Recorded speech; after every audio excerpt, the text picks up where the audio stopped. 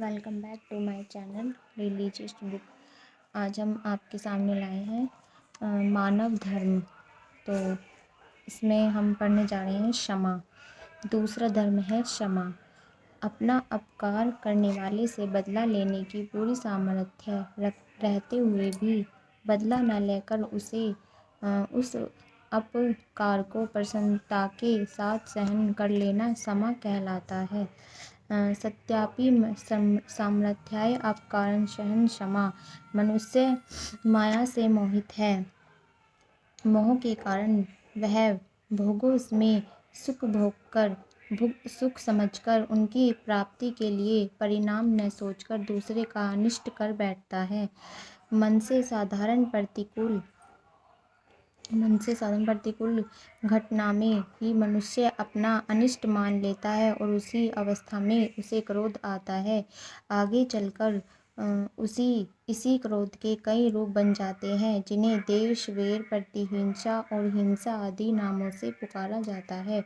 इस समय किसी के प्रति मन में द्वेष उत्पन्न होता है, उसी समय से अमंडल का प्रारंभ हो जाता है। किसी को अपने शत्रु समझकर उससे बदला लेने की प्रवृत्ति से न केवल उसकी वैरी का ही अनिष्ट होता है, वर अपना भी महान अनिष्ट होता है। दिन रात हृदय जला करता है। इतने में ही उसके मन की समाप्ति हो जाती है। दोनों ओर से द्वेष और प्रतिहिंसा की पुष्टि होते होते परस्पर विविध प्रकार से संघर्षण होने लगता है। उससे एक ऐसा प्रबल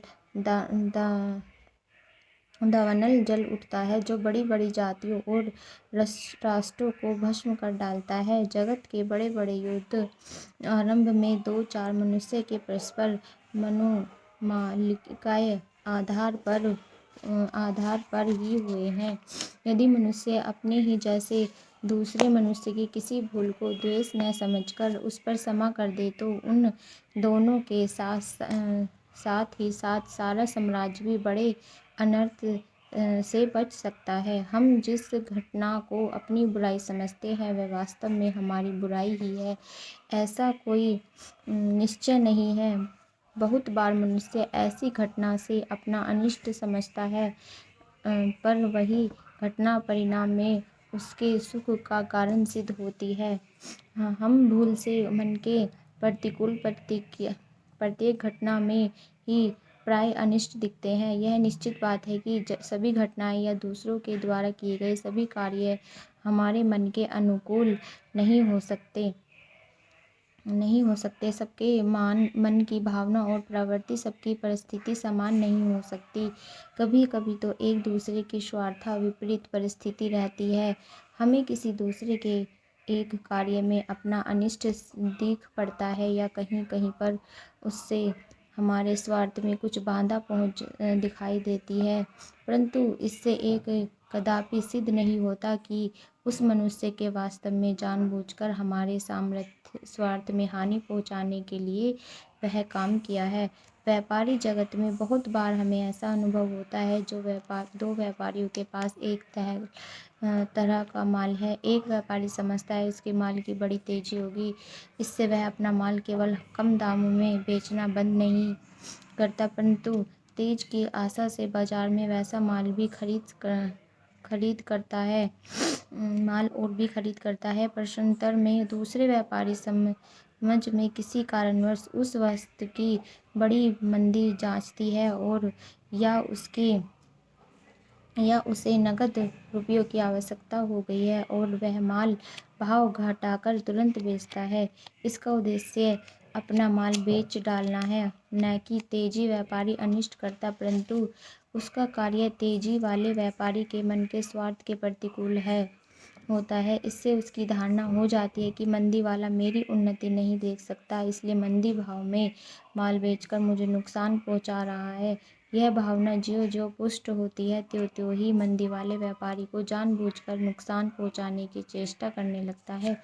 जब मंदी वाले को इस बात का पता लगता है तो उसके मन में द्वेष उत्पन्न हो जाता है और वह भी खुल्लम-खुल्ला तेजी वाले की अनिष्ट कामना करने लगता है। देश बुद्ध मूल हो जाता है। दोनों ओर से किसी कार्यवाही होने लगती है, जैसे दोनों की आर्थिक हानि होती है और परस्पर में साधा के लिए वैर बंध जाता है, जो जीवन भर दोनों को कष्ट देता है। एक दूसरे के बंधु बांधव और सगे संबंधी भी परस्पर एक दूसरे को वैरी समझने लगते हैं। परिणाम यह होता है कि द्वेष की विष बैली चारों ओर फैलकर सारे समाज पर छा जाती है और प्राय सबके जीवन को अशांत और दुखी कर डालती है। कलकत्ते और बम्बई सरीखे बड़ी व्यापारी नगरों में रहने वाले व्यापारियों को इसका बड़ा अनुभव है।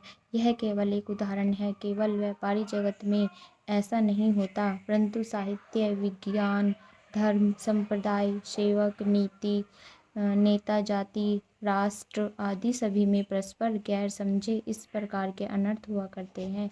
जो शक्ति जगत की भलाई में व्यय होने चाहिए, वही शक्ति एक दूसरे के विनाश के लिए व्यय हो जाती है। इससे यह सिद्ध होता है कि हमें जिस मनुष्य की जिस कार्य से कुछ हानि पहुंचती है, उससे वह काम जानबूझकर ही हमें हानि पहुंचाने के लिए किया हो। सभी जगह ऐसी बात नहीं होती। हमारी भ्रांत धारणा है कि उसके कार्यों को इस रूप में प्रमाणित कर देती है। यदि अच्छी तरह आत्मनिरीक्षण कर लेने पर भी आप कहीं कोई भी दोष नहीं प्रतीत हो तो धीरतापूर्वक यह देखना चाहिए कि उस मनुष्य ने उक्त कार्य किस परिस्थिति में किया, उसकी नियति हमें नुकसान पहुंचाने की थी या किसी परिस्थिति में पड़कर उसे बाध्य होकर ऐसा करना पड़ता है।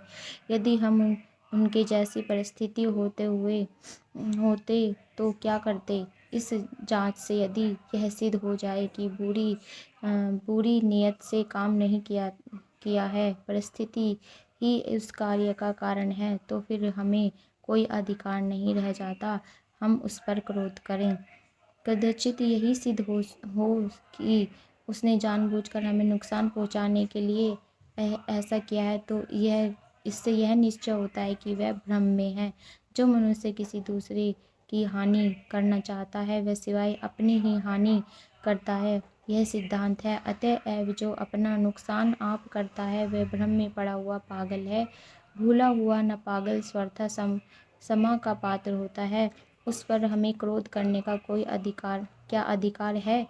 यदि हम उस पर क्रोध करते हैं तो न केवल अपना नुकसान करते हैं, वह सारे जगत को नुकसान पहुंचाते हैं, क्योंकि हम भी तो इस विश्व शरीर के अंग है। यदि एक अंग विष से दूषित हो जाता है तो सारे शरीर पर उसका प्रभाव पड़ता है। धीरे धीरे समस्त शरीर विष का आक्रांत हो जाता है। ऐसी स्थिति में आपके उसके और जगत भर के मंडल के लिए आप अपना अपकार करने वाले पर क्षमा करना ही सर्वोत्तम साधन है। यदि मनुष्य समाज ने इस सिद्धांत को स्वीकार कर ले तो इसके अनुसार बर्ताव करने लगे। यदि परस्पर में लोग एक दूसरे के प्रति क्रोध या प्रतिहिंसा के भाव से काम लेने के पूर्व इस प्रकार से विचार किया करे तो बड़े बड़े अनर्थों से बच सकता है।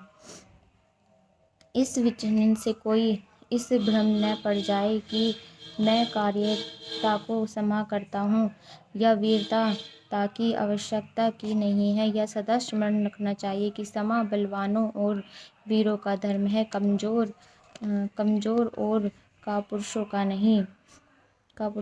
एक मनुष्य ने दूसरे को गाली दी, बदले में उसने भी दी, दोनों बराबर हो गए। यह प्रतिहिंसा प्रत्यक्ष रूप है, परंतु इसके कई सूक्ष्म और परोक्ष रूप भी है। बदले में गाली नहीं दी, डर गया या सभ्यता के अनुरोध से वैसा ही किया, परंतु पुलिस कोर्ट में फरियाद कर दी, इसमें प्रतिहिंसा योग्य तो है। यद्यपि प्रतिहिंसा साधन का यह तरीका पहले से कहीं अच्छा है। इससे भी डरकर पुलिस जान की अपेक्षा सभ्यता के लिहाजा से जाना भी उत्तम है। बदले में गाली भी नहीं दी, पुलिस में भी नहीं गया, परंतु उसके मुँह से सहसा यह उद्गार निकल गया कि गाली देता तो उसको मुँह गंदा हो जाता है, परमात्मा तो सब देखते हैं, जो करेगा वही पाएगा।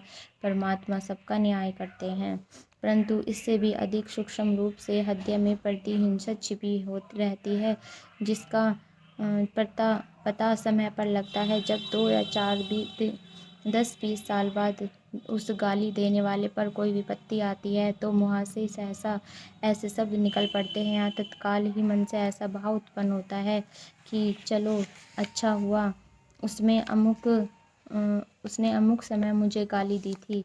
देर तो बुरा बहुत हुई, पर क्रिया का फल तो अच्छा मिला। इसकी उदारता का अर्थ यही है कि वह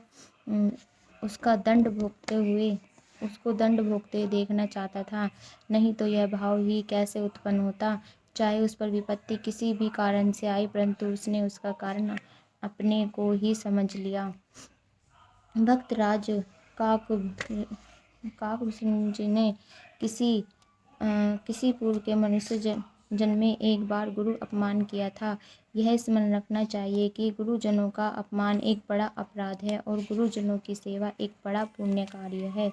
गुरुजनों के अपराधी को देवता ओशे अभिशाप और उनके सेवकों को आशीर्वाद प्राप्त होता है। अतएव भगवान शिवाजी उनके द्वारा किए हुए गुरु के अपमानों को सहन नहीं कर सके। यद्यपि शिव जी के भक्त परम गुरु अपना मान की गुरुत्व ख्याल कर भगवान शिव जी ने उन्हें कठोर श्राप दे दिया। भगवान शिव जी ने कहा, यद्यपि तब गुरु के ते ही क्रोधा अति कृपल चित सम्यक बोधा, तदापि साप संड देहु तो ही नीति विरोध सोही न मोही। जो नाही दंड करु खल तेरा, भ्रष्ट होई श्रुति मार्ग मोरा। जे सट सुर सन इरासा कराही, रौनक नारक कुटी जुग पराही। तिजंग जोनी पुनि धराई शरीरा, अयुक्त जन्म भरी परवाही पीरा। बैठ रोहिसी अजगर इन पापी, साप होई खल मेति व्यापी। महामिटप कठोर महु जाई, रहु अधाधर्म अधिगति पाई। गुरु बड़े शर्माशील थे, उन्हें जरा सा भी क्रोध नहीं था, अपने मन का ना तो कोई ध्यान ही था, और परंतु शिवाजी के भयानक श्राप सुनकर उनका चित्त बड़ा संतप्त था। वह हृदय द्रवित हो गया, आंखों से आंसू बहने लगे। काकभुजन ने गुरुदेव जपना पूजन। धन्यवाद।